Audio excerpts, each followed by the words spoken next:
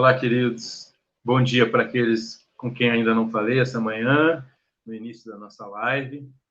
Eu gostaria de compartilhar com vocês, então, um tema sobre a vinda do Senhor, sobre o Natal de Jesus, né? Eu queria compartilhar isso da perspectiva de uns magos que vieram do Oriente. Então, eu convido você a abrir sua Bíblia lá no Evangelho de Mateus, primeiro livro do Novo Testamento, né? Evangelho de Mateus, capítulo 2, e nós vamos ler os 12 primeiros versos, que contam essa história dos magos do Oriente e no momento do nascimento do nosso Senhor Jesus Cristo, né? E isso tem implicações tremendas no exemplo deles, na ação deles, para a nossa vida, para nossas ações, para nosso modelo de vida hoje. Então, vamos ver quais são essas implicações juntos, que o Senhor possa falar no nosso coração. Diz assim sua palavra, Mateus 2, versos de 1 a 12. Depois que Jesus nasceu em Belém da Judéia, nos dias do rei Herodes, magos vindos do Oriente chegaram a Jerusalém e perguntaram: onde está o recém-nascido rei dos judeus? Vimos a sua estrela no Oriente e viemos adorá-lo. Quando o rei Herodes ouviu isso, ficou perturbado, e com ele toda Jerusalém. Tendo reunido todos os chefes dos sacerdotes do povo e os mestres da lei, perguntou-lhes onde deveria nascer o Cristo, Messias, né? O ungido do Senhor. E eles responderam: em Belém da Judéia, pois assim escreveu o profeta. Mas tu, Belém, da terra de Judá, de forma alguma és a menor entre as principais cidades de Judá, pois de ti virá o líder que, como pastor, conduzirá Israel, o meu povo. Então Herodes chamou os magos secretamente e informou-se com eles a respeito do tempo exato em que a estrela tinha aparecido. Enviou-os a Belém e disse: vão informar-se com exatidão sobre o menino. Logo que o encontrarem, avisem-me, para que eu também vá adorá-lo. Depois de ouvirem o rei, eles seguiram seu caminho, e a estrela que tinham visto no Oriente foi adiante deles, até que finalmente parou sobre o lugar onde estava o menino. Quando tornaram a ver a estrela, encheram-se de júbilo. Ao entrarem na casa, viram um menino com Maria, sua mãe, e prostrando-se, o adoraram. Então abriram os seus tesouros e lhe deram presentes, ouro, incenso e mirra. E tendo sido advertidos em sonho para não voltarem a Herodes, retornaram à sua terra por outro caminho. Deus abençoe sua palavra, queridos, que ela possa nos inspirar, nos iluminar ao longo dos nossos dias. Amém? Queridos, aqui narra a história, né, de quando Jesus estava para nascer. A Bíblia diz que uns magos do Oriente, de alguma maneira, seguiram uma estrela, né, para se encontrarem com aquele que seria o rei dos judeus, cujo reino não teria fim. Então, existem dados curiosos ao longo das tradições, né, históricas sobre os magos, né? Na verdade, as tradições criam histórias em cima das histórias originais, né? Mas a verdade é que esse é o único relato na Bíblia que fala sobre os magos vindos do Oriente para adorar Jesus. E é interessante, porque a tradição diz que eles eram reis, que eles eram 3, né? E até deu nome para eles, né? E não há mal nenhum nisso, mas o fato é que o texto original que trata deles, que fala deles nos evangelhos, né, na palavra de Deus, não nos dá esses dados todos, mas diz apenas que eram magos, ou seja, a gente sabe que era mais de um. Podiam ser 2, podiam ser 3, podiam ser mais de 3. Ninguém sabe quantos foram, né? E não diz que eles eram reis. Muito provavelmente eles vieram de algum reino, né? enviados talvez por um rei, quando revelaram as suas descobertas a respeito do rei dos judeus, a respeito do rei que haveria de vir, né, e teria um reinado eterno, e que eles vieram para adorá-lo e presenteá-lo. Né? E também nós não sabemos se por revelação ou por dedução, como eles chegaram à ideia da estrela que eles deveriam seguir. Né? O que nós sabemos é que esses magos provavelmente se referiam aos cientistas da época, né? Astrônomos da época, aqueles que estudavam do seu referencial, que era a Terra, e muito provavelmente, né, deixando as discussões que vieram na Idade Média e mais recentemente de lado, muito provavelmente já sabiam que a Terra era redonda, e do seu referencial, então, eles estudavam os céus, assim como os navegadores. Nós sabemos que já havia navegação, né, egípcia, grega, romana, e, aliás, com uma tecnologia admirada por estudiosos até hoje, né, das suas embarcações. E eles navegavam utilizando os mapas celestes, né? As estrelas, os outros astros, né? As constelações, porque senão eles ficariam completamente perdidos. Os magos provavelmente estavam andando no deserto, vindos do Oriente, provavelmente andando através de desertos, que é como um mar, né? Eles não tinham referencial, não sabiam para onde ia. Basta dizer que o povo de Deus andou em círculos 40 anos no deserto, né? Provavelmente não tinham conhecimento astronômico que os magos tinham.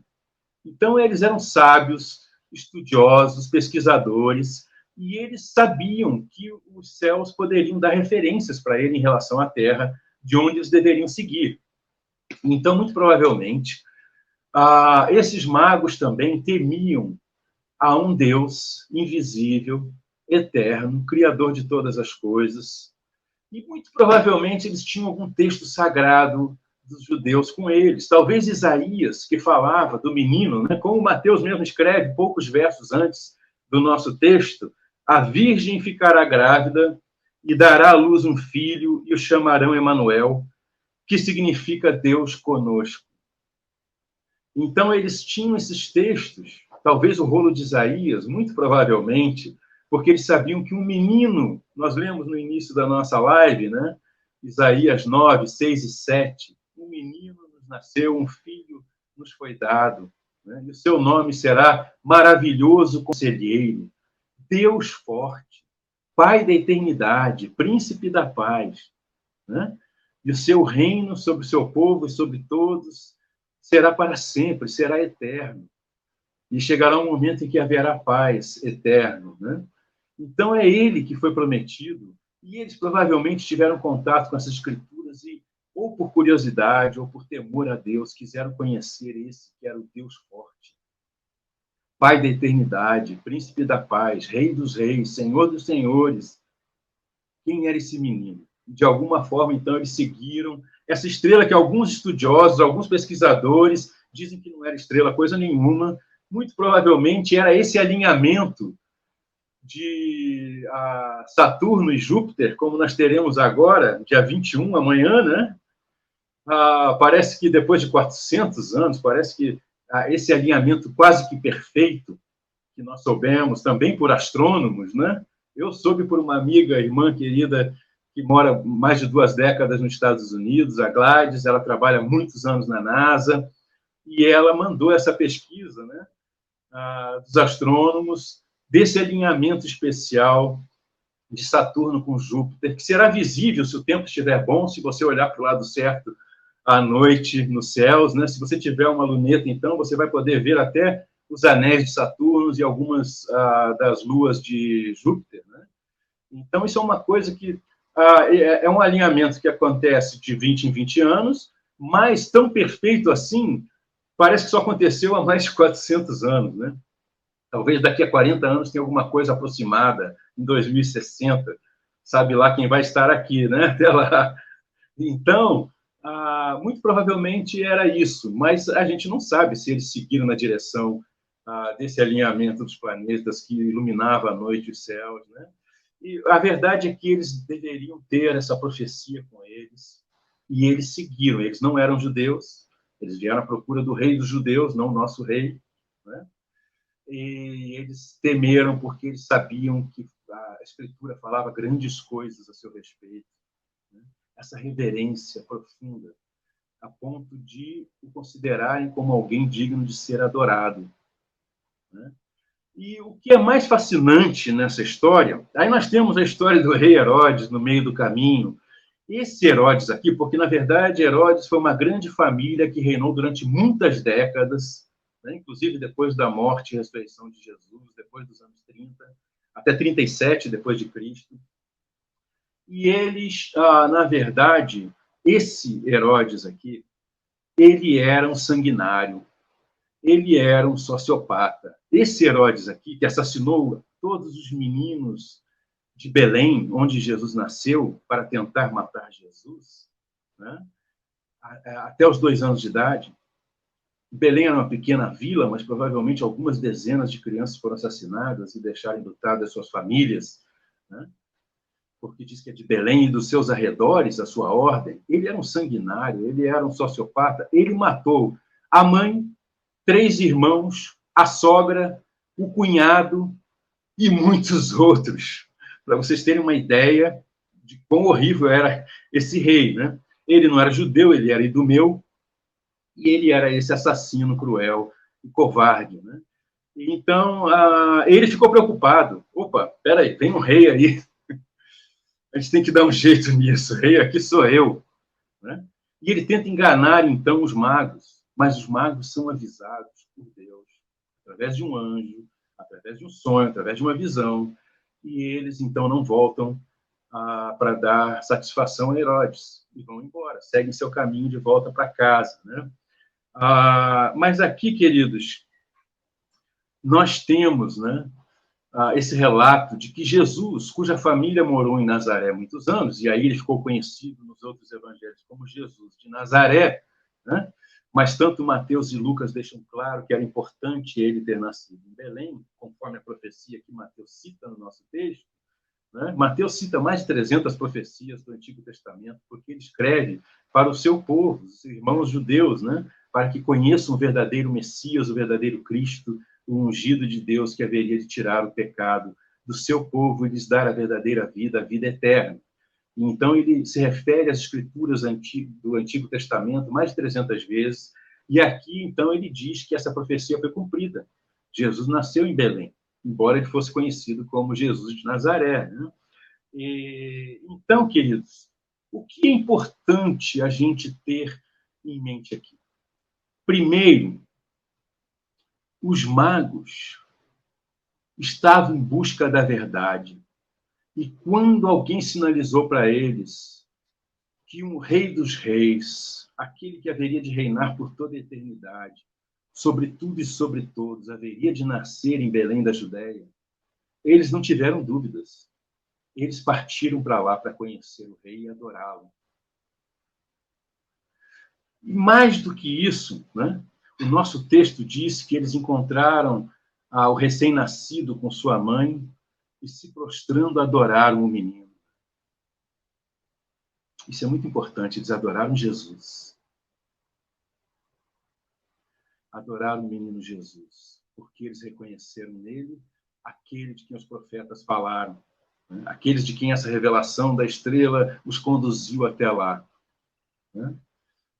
Lucas vai nos revelar, aliás, Lucas é o único que nos revela isso, ele nos dá dados históricos de quem era o imperador romano que estava governando na época, quem era o governador da Síria, que era a província romana, Quirino, né, que era a província romana que embarcava a Palestina toda, e também nos dá esse dado de que Jesus nasceu num lugar onde os animais se alimentavam, porque não havia lugar para ele na hospedagem, né? Foi tanta gente para Belém para se registrar no censo que estava sendo feito, que não havia lugar mais em pousadas e estalagens, né? Então ele teve que nascer na manjedoura.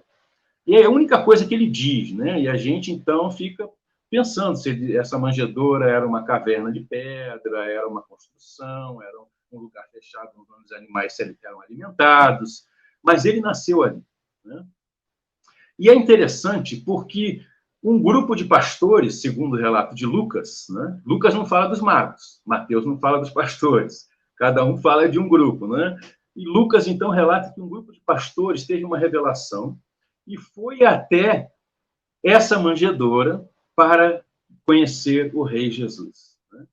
Esses pastores eram judeus, estavam apacentando o seu rebanho nos campos à volta de Belém. Né? Então, eles foram até lá. Né? Mas os magos, o texto de Mateus não diz que eles foram na manjedoura. Não diz que eles foram no nascimento de Jesus. Diz que eles foram a Belém, enquanto eles ainda estavam lá, mas que eles entraram numa casa. Eles não entraram numa estrebaria, não entraram onde estava uma manjedoura de animais, eles entraram numa casa para adorar o menino. Muito provavelmente meses depois do nascimento de Jesus. Né?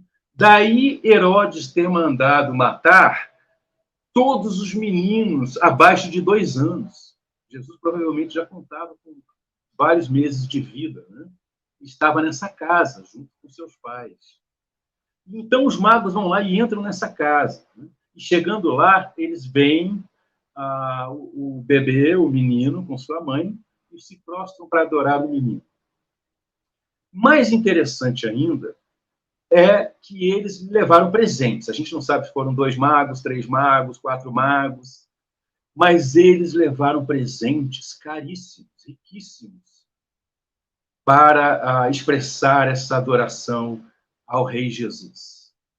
E esses presentes são relatados aqui, e o nosso texto diz que era ouro, incenso e mirra. Né? Ouro, incenso e mirra. São presentes inusitados, né? Mas são presentes propícios, né? Adequados para o Rei Jesus, para o menino Jesus. Por quê? Porque ouro era um presente dado aos reis. Era comum aqueles que reconheciam um determinado rei, reinando sobre eles, e seu poder e sua autoridade, né, tendo posses, levarem ouro para presentear esse rei. Isso ao longo de toda a história. Incenso era algo ofertado somente a Deus, somente a uma divindade, né, para que o perfume desse incenso subisse até esse Deus. Então, incenso era dado somente a alguém digno de ser adorado, como Deus. E os magos o reconhecem como Deus. E mirra, queridos, era um perfume caríssimo à época, mas que era usado para ser colocado sobre o ritual do sepultamento de alguém. As pessoas eram enfaixadas, muitas vezes com tecidos, né, com linho, e então elas eram embalsamadas, e era então esparramado mirra sobre elas, para perfumar seus corpos antes de serem sepultados. Ou seja, é por isso que a gente sugere que talvez eles tivessem um rolo de Isaías, né? Quem já leu Isaías 53 sabe disso. Que o Cristo, ungido de Deus para salvar o seu povo de seus pecados e reinar para sempre sobre eles, haveria de morrer, de sofrer, padecer terrivelmente, ao ponto de ficar desfigurado, ter chagas no seu corpo, hematomas em todo o seu corpo, embora nenhum de seus ossos fosse quebrado, ter seu lado transpassado por uma lança, ser pregado, crucificado, levantado no madeiro e ser morto, porque isso era necessário para cumprir a justiça de Deus, que é santo e justo e perfeito, em quem não habita pecado algum. E só a morte, que é o salário do pecado, poderia remover os pecados do seu povo. Mas então Jesus precisou morrer, e os magos, de alguma forma, sabiam disso. provavelmente pelo profeta. E então eles levam mirra. Então você imagina Maria, que ainda não sabia desses detalhes todos, talvez não tivesse ligado os profetas, a consternação, né? Recebe ouro, um presente para reis, recebe incenso, um presente para Deus, e recebe mirra para alguém que devia ser embalsamado na sua morte. Isso é algo para nos fazer pensar. Queridos, quando que nós nos curvamos diante de Jesus, que não é mais um bebê, não é mais um menino, ele é perfeito Deus e perfeito homem. Ele já entregou a sua vida por nós na cruz e ressuscitou. Ele já voltou a sua glória nos céus. Ele já enviou o seu Espírito para habitar e fazer-nos participar de toda a sua vida. Quando nós já nos curvamos diante dele como os magos, reconhecendo-o como o Rei dos Reis, Senhor dos Senhores, aquele que tem direito sobre nossa vida, aquele a quem nós devemos nos submeter por completo e prestar completa obediência e confiança. Porque nós sabemos que esse Deus é perfeito em amor, em graça, em bondade, em misericórdia, em compaixão, assim como é santo, justo e reto. Você já se curvou? Você se lembra a cada dia que Ele é o Rei dos Reis e Senhor dos Senhores?